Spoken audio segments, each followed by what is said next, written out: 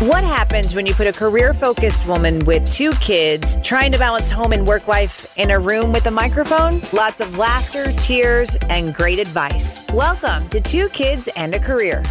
Joining me today via phone, I have Toni Peanick. She is a friend of mine that has this awesome salon, locally can be found in Wentzville. It's called The Color Room, but it's this project that you have put your blood, your sweat, your tears behind. And in addition to owning your own business, Toni, you're a mom, you're a wife.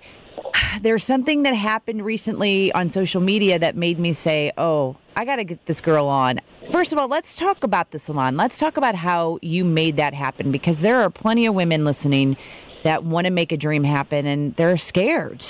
I kind of was forced to have to open the color room because where I was previously working was sold, and my vision was not in line at all with the new owner's vision. So I kind of had to say, you know what, I spent 7 years of my life here and also poured my blood, sweat, and tears into that, and there was zero thankfulness for it. So I kind of said, you know what, I've been doing this for a long time. I've been in the industry my whole life. My mom is also a salon owner.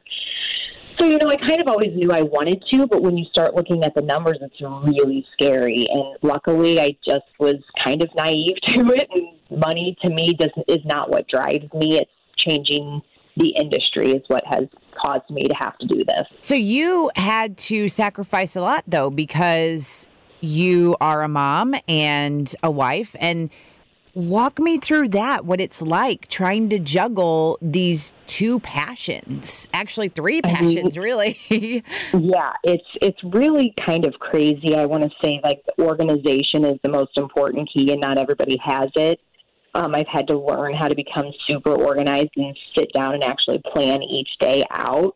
I like to start with my day with literally making a list of these are the things I have to do today, and I check them off as I'm going through them and getting them done, because if not, your mind will become overwhelmed with all of the things you have to do. And I'm not only a mom to my kids, in a way I'm a mom to the 20 employees that I have working for me, because, you know, I help them through things not only, you know, professionally, but I get the brunt of everything. Yeah. I get people coming into my office and saying, we're trying to buy a home right now, and I need all these forms, and I need this advice, and then what do I do? And so it's not like I'm just mom and my kids. I'm a mom and all these employees too, and it's actually a great feeling because, I mean, I don't think I know anything, and then I have people coming to me for advice, so they obviously trust me. Your boss is your biggest advocate. I mean, and that your boss determines that for you. And for me to hear you say that you've opened up your doors to say, hey,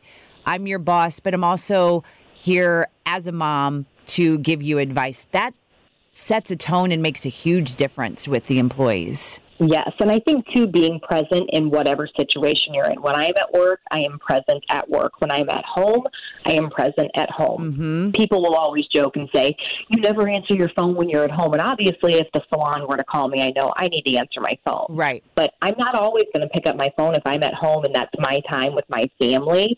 That has to be sacred. And I think where we get jumbled is when we try to mix it all. Yes, absolutely. One thing that I stopped doing, and I know this is not the case for everyone, but I don't have my work email on my phone because I know that will take away from family time for me. And again, I know that can't be the case for everyone, but it is about being present where you are in what situation. Speaking of the phone, so this is where I saw this amazing post that you put on Instagram. And I'm going to read it because it hit me. And I said, I've got to get her on. So you posted a picture of you in a workout outfit, which is basically you have a sports bra and you have pants on, but you are showing a little bit of your awesome body. So you said, this is me. This is something that I would not normally do. I am self-conscious about my body, and I have been my whole life. In high school, I matured fast, and unfortunately, I got a lot of attention from males. It made me uncomfortable, and it made me feel less than. It made me want to hide my body instead of be proud of it.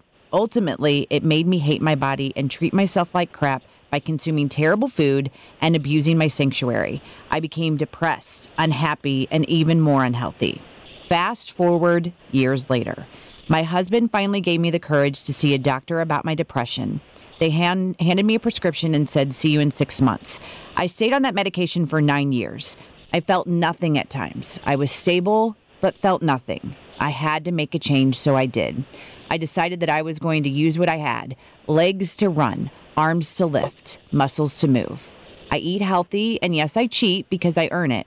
I do yoga 2 to 3 times a week, and I drink a ton of water. Sometimes not enough. I usually limit myself to 2 to 3 drinks when I'm out.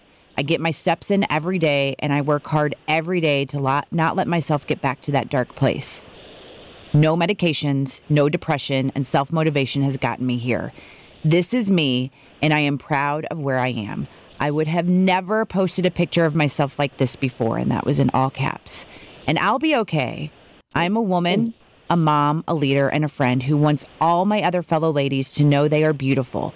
You are worthy. You are okay. You can change if you get out of your own way. Yeah, pretty cool. I have tears in my eyes when I read it then and when I read it now, because I've been pretty open in a lot of my episodes that my self-image issues are really hard for me, and I do not want that to be handed down to my girls. And I do suffer from depression and anxiety myself, and I openly talk about going to a therapist. So it was things like this that make me go, I'm not alone. And I just wanted to talk through it with you. Yeah, and I think that that's where most women in general start to feel lost and out of control, is when they're like, I don't know how to handle myself. I don't know what to do in these situations. Okay, I'm going to go to the doctor. They're going to put me on medicine. Okay, now I feel fine, but I'm not feeling anything. And now I'm dependent on this substance to make me feel normal, when I should be learning how to cope with these feelings and walk myself through these dark times rather than curling up in a ball and wanting to die. Right. And I think, too, it's so easy for us to pass depression is something that it's not a feeling. It's an actual hormone your body is producing that is telling you that you're not normal, you're not okay, that you are not happy. And it can be passed down. And I think that it's all in how we handle ourselves. And if we can try to do anything to make ourselves feel better, it's really getting out of our own heads and saying, no, I'm not going to let this take me down. I'm not going to let this run my life. I'm not going to let this keep me from going to social events. And, I'm not going to let my kids see that, oh, mom's in one of those moods again. Because I still have them. I still get, in those places where I don't want anybody to talk to me. You can tell I'm in a mood. My husband can feel it. It's the vibe that you put off, and it's so unwelcoming. And nobody wants to be around that. And in order for you to have healthy relationships, you have to be able to work through these things. So what was the main trigger for you? Obviously, you've been fighting this forever, but I know you talked about it in this Instagram post, but there had to have been, or was it a multiple of things that you just finally were like, okay, enough? There was actually. My daughters were out playing in the garage one day, and they were playing with a golf club. And they were fighting over it and kind of tug-of-warring with the golf club. And the golf club came back and hit my youngest daughter in the eye, and it busted her eyebrow open. And there was blood everywhere. And I was like, we got to go to the hospital. Any other time in my life that something like that would have happened, I would have been crying. I would have been feeling sad. I would have been feeling... I felt nothing. I just felt like this is such an inconvenience, and I had no emotion involved with it. It was just like, here we go again, another task that I have to go do. And I thought, I should be so worried about the comfort of my child. I should be worried about whether or not she's going to need stitches, or whether I just knew, here we go. We have another incident that I have to take care of. It's back on me. And, I felt like I should have felt something more emotional with it, and it wasn't. There was no emotion at all. I was just like, oh, well, here we go. And I don't want to feel that way. I want to be able to cry if I need to, because we all need to cry. Yeah. I want to laugh if I want to. And I just felt nothing. And I just told myself, I'm not doing this anymore. There's no reason why I can't try to figure out a different way to make myself feel like myself again. And I hadn't felt myself in 10 years. I mean, to have somebody on a medication for 10 years and there's not any, there's no follow-ups. There's no, you go back in, how you doing? Fine. Here's your prescription for the next 6 months. You go back in 6 months. How you doing? Fine. Cool. We don't need to change anything. Come back. And that went on for almost 10 years. That can't be right. That cannot be the way that we need to be handling today's, honestly, mental illnesses. Oh, and man, mental illness and insurance and the way it's handled, it's awful. It's awful. And yeah, that's a whole nother episode. So for sure. I'm thinking there were a number of different things that you had to do to get to where you are now. So you had the moment with your daughter, and then you said enough. So what was the next step? So the next step was I decided I'm not going back to the doctor. I don't want to hear what they have to say, because if I go back to the doctor and say I want to get off the medicine, they're going to stray me away from that. They don't want to see somebody get off of medicine and possibly have an episode or, have an adverse effect. So I slowly weaned myself off of it, and instead of waking up every day looking forward to taking the pill, I woke up every day and I was like, I'm going to change what I'm doing. I'm going to start working out in the morning instead of getting up and eating something in order to be able to take a pill to function today. And really self-help, going to seminars and listening to, motivational speakers and surrounding myself with other people who were like-minded and, who want to be better too. You have to want to be better, and you have to surround yourself with people who have that same vision as you, because if not, you will be back in the same place. And it's okay to remove people from your life who do not have the same vision as you and who do not have the same wants as you. You are who you surround yourself with. Oh my gosh, I'm smiling and tearing up at the same time. Go ahead, continue. So, I mean, through, not only in personal life, but in business, I've had to cut friends, I've had to cut employees, I've had to cut, leadership. I've had to take people away who start to take me back to that place of feeling unsure of myself and making myself feel unconfident. You want to be around people who build you up. And part of it was too, in high school and after high school, you're in party mode and you're not doing the things that you should be. You're hanging out with people who really, they're not your friends. They're just people who are available right now. And, really sitting back and evaluating what's my goal and what's my vision and who's either going to help me get there or support me while I'm getting there. And if they're not on my train, then I got to cut their cart loose and say, you're going. Yeah. Oh my gosh, you do. And I've been reading a lot of self-help books is how I call them. It's been said so many times on different episodes. Rachel Hollis has been one of my inspirations. And now one of our own local girls, her name's Judy Holler. She has a book called Fear is My Homeboy. It is awesome as well. And I just had this conversation with one of my best friends last night, and we were talking about the same stuff. I said, I'm proud of myself for recognizing that I want to change, that I want to be happier, that I need to do different things for my girls. But ultimately, I have to take care of me. And I asked her this question because she's really good in this. And we talked all about, you've got to get rid of the people that could bring you down. That's not going to help you. But we talked about, how do you know when you're happy? How do you know that I can go on a podcast and talk about how happy I am and give this inspiration like you do? And she said, it just really depends on the person. And she gave this great example of, she said she lives in Wichita, and she hated Wichita when she first started. She said for the first 7 years that we got here, every day I hated it. I would wake up and I'm like, this place is awful. This is not where I want to be, because she came from San Diego, and San Diego's pretty amazing. And she said she finally started to say, okay, this is not good for me. This is not good for my attitude. And she started talking herself into, what can I experience in Wichita that I haven't before? What can I learn about my city? And she said, it's taken me 7 years to finally appreciate this, but that's what you have to do, is you have to put in the work. And I finally said, I am proud of myself. I'm proud of myself that I'm reading these books and I'm recognizing and I'm doing some of the things that they are suggesting to lead to happiness. Yeah.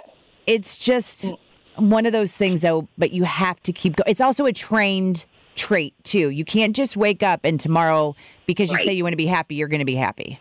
Right. And it is, you can say every day, I am happy. Yes. And you can get there, and you can get to that place where you do wake up one day and you're like, I'm happy to be alive. But I think that for me, I feel better when I am helping other people. I don't do what I do for the money. I am not a millionaire. I do not see myself ever being that way, because I put so much back into, I'm always reinvesting into the people around me and the business and my family. Yeah. So I think, too, when we get so caught up on, so many people think money is happiness. Yes. And that is so not true. I can be just as happy, playing in the creek in my backyard as I can at a 5-star resort. It's all in your attitude and your mindset, and where you think you need to be versus where you think you want to be.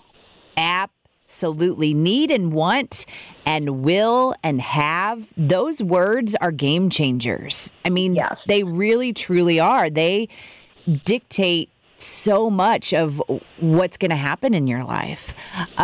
There's something else on your Instagram. Like I said, that post was just so eye-opening for me, and for you to talk about the exact moment when you knew with your girls, that was another eye-opener for me. But something else that you posted recently was a picture of you and your husband, and you guys aren't smiling at the camera, and it's kind of funny because I had one of these recently at Easter, and I didn't post it, and I should have. But you said, this is us. I never post photos of us because this is what I get, so I give up. This is me and Captain America. But you did it. It was a funny picture. And this is us. This is what life is. You get the screaming kids in the background. You get the not looking. You get the just weirdness. We've got to do more of that. If we're going to keep using social media, we got to be honest. We got to be true to ourselves. For sure. And I think the stigma behind the social media is, when I see it still in my everyday life with the people, they will tweak the photos and they will edit them and they will do so much to make it look perfect. Perfection does not exist. And the people who try to live in the perfection zone will never meet their goals, because it's not there. You cannot be perfect. Nobody can be perfect. No relationship is perfect. If you don't have healthy conflict in any relationship you have, something's wrong. You can't possibly agree 100% on the photo that you took was perfect, or the meal that you made was perfect, or the vacation that you had was perfect, or the business is perfect. Nothing is perfect. And I think social media has made especially women and our young girls so self-conscious, because it's like, I even watch my daughter do it. She'll see a makeup tutorial.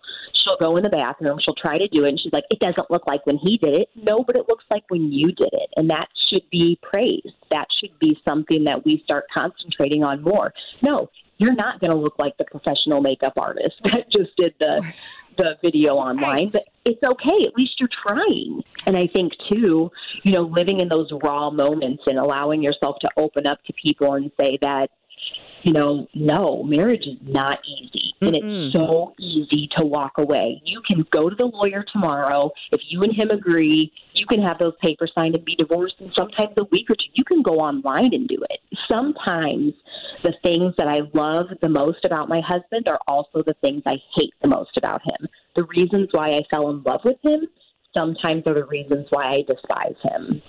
And it's because when you get comfortable and close with somebody, it's like, now I'm going to start picking things apart. And it's like, why do we do that? Why are we picking anybody apart? Especially on social media, you see these, posts from people, ripping people apart. And then you get, arguing on social media.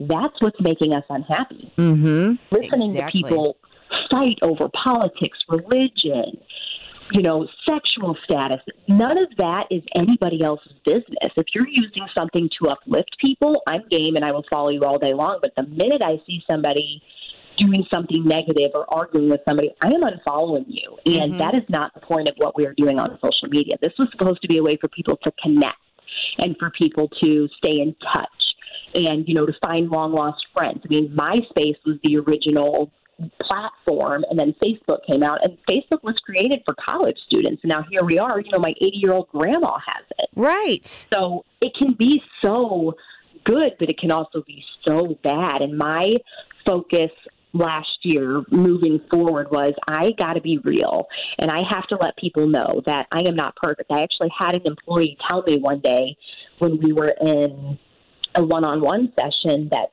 I thought I was perfect. And I stopped and I said, I do not think I'm perfect. I'm here to coach you. And by me coaching you is not saying that I'm doing all of these things perfectly right, but perfection does not exist, and I don't have perfection as my goal. And she looked at me and she was like, well, sometimes you act like you're perfect. And I thought maybe that's her perception of me. And it's a valid perception. How people perceive you is valid in their mind. Wow. So, kind of stepping back and saying, maybe I do kind of act like I'm perfect all the time, but I'm not. And so getting myself to say, you know what, I'm going to be more real, and I'm not going to have that guard up.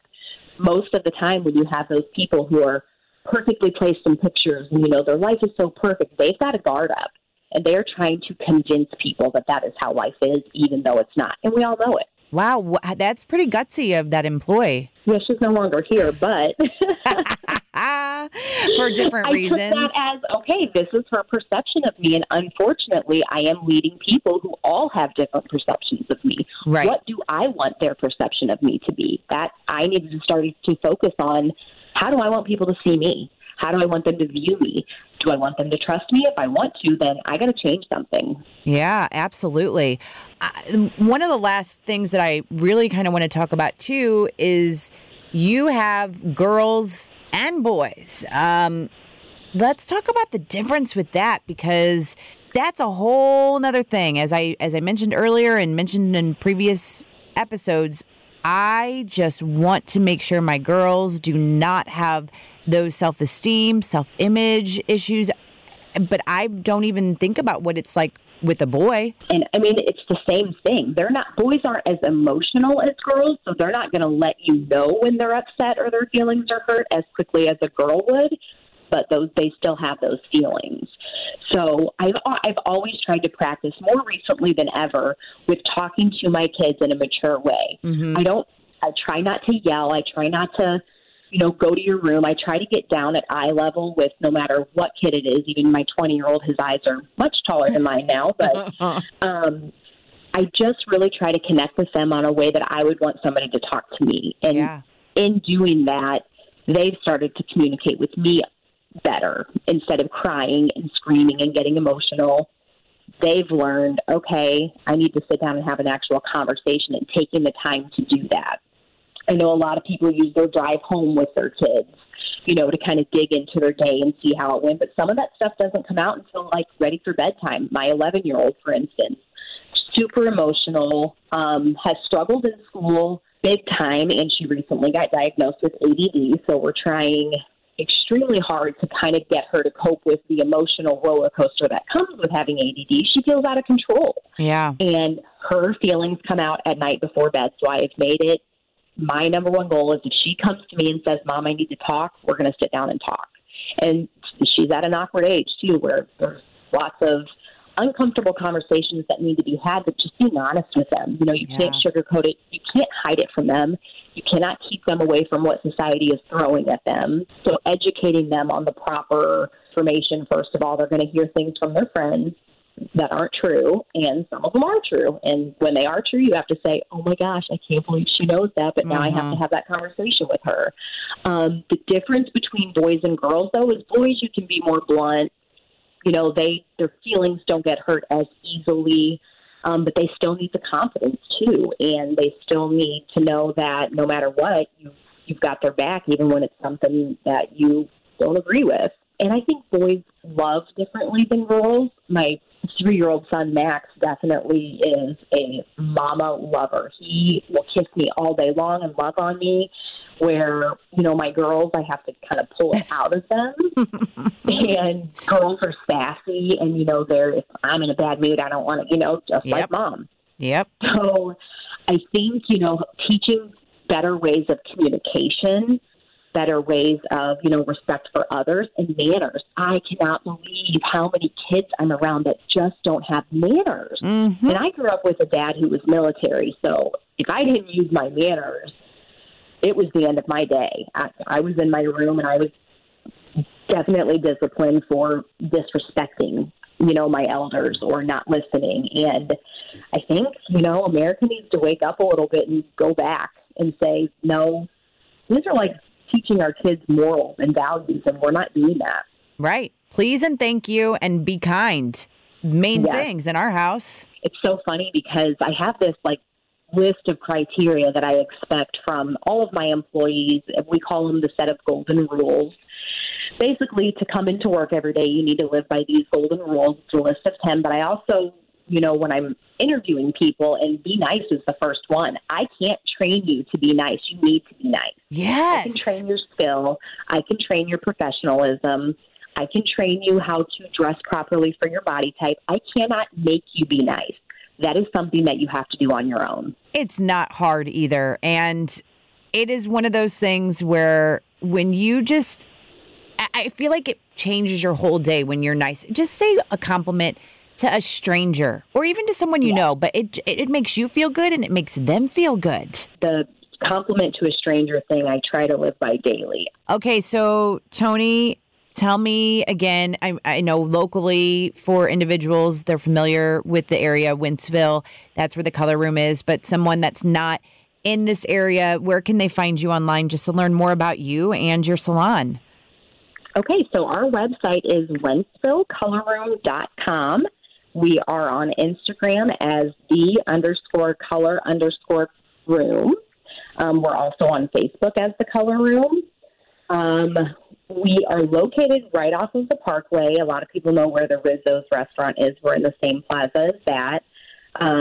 This end of the Parkway isn't extremely built up yet, but Wentzville is booming right now. So I'm so glad that I decided to do this here in Wentzville, because we have had so much love and so much support from the local community. We've got the people who have been in Wentzville their whole life, and then we get to see the people who are moving into Wentzville and looking for their home for their, skin needs, their hair needs, their massage needs. And it's so cool to be, a part of. We make people feel beautiful every day, but I also want them to actually feel worthy. And a lot of times, especially in this industry, we see the abused.